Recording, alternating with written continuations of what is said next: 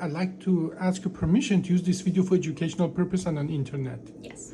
Now, our surgery was a minimally invasive direct thoracic interbody fusion, and that was 4 years, no, for almost 5 years ago. Mm-hmm. Can you tell me, and you are not here for that problem here, No. you're for a different problem, but tell me about your symptoms and your life before our surgery. Before, no one could figure out what my issue was. They said that I just had chronic pain. Okay. And we looked into it for about like 10 years, and then I came to you and you saw that there was a disc that needed to be replaced. Yes. Now, can you describe your pain and life with that pain? Like, you know, how bad, 1 to 10, location and daily activity. Yeah. Just describe how one person lived with that, a young person like yourself, lived with that pain for 10 years. It was my mid-back. It was probably almost always an 8 or 9. Mm-hmm. If I had to go back to it now, there's no way I could go back to that. Like, knowing, like, What the hindsight, there's difference no way I could go back to living like that again. Yeah. And then we did actually what we call the MIS DTIF, the surgery that I developed here. And we did put screws above and below, put a spacer here, and bridge that bad disc. How long did it take you for that pain to subside, and how have you been doing? I'd say it took a few months, just like it was mostly post-surgical pain. pain. So just like the incisions and stuff like that. Maybe a couple months, but I've been great since then.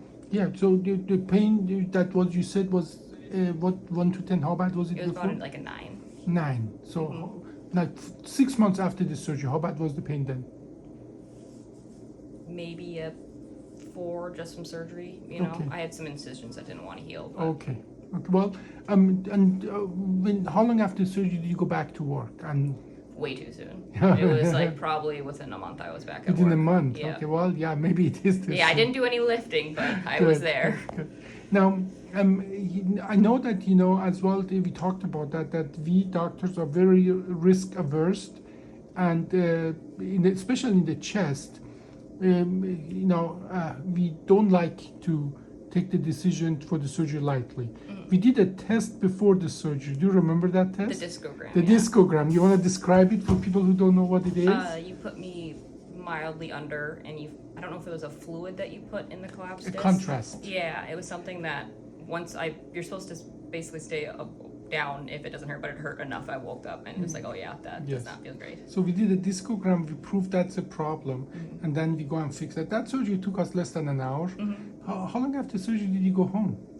The next afternoon I went home. The next afternoon you went home. Knowing what you went through, and lots of people have similar problem, and they're just told go live with it. I mean, what would you like people in similar situation to know? That my quality of life is so much better after getting it done. I couldn't go back to how I felt before. Yeah, I mean, but it took you 10 years to get there, right? Yeah. So, what did the doctors tell you in that 10 years? That, you know, it's chronic pain, but what was their plan to help you? No plan. No plan. No plan. Well, I'm sorry that you had to go through this. And again, today you are not for the same problem. We are almost 5 years later. You're for a different problem here, but I really appreciate you sharing that with us. Okay, thank you. Yeah.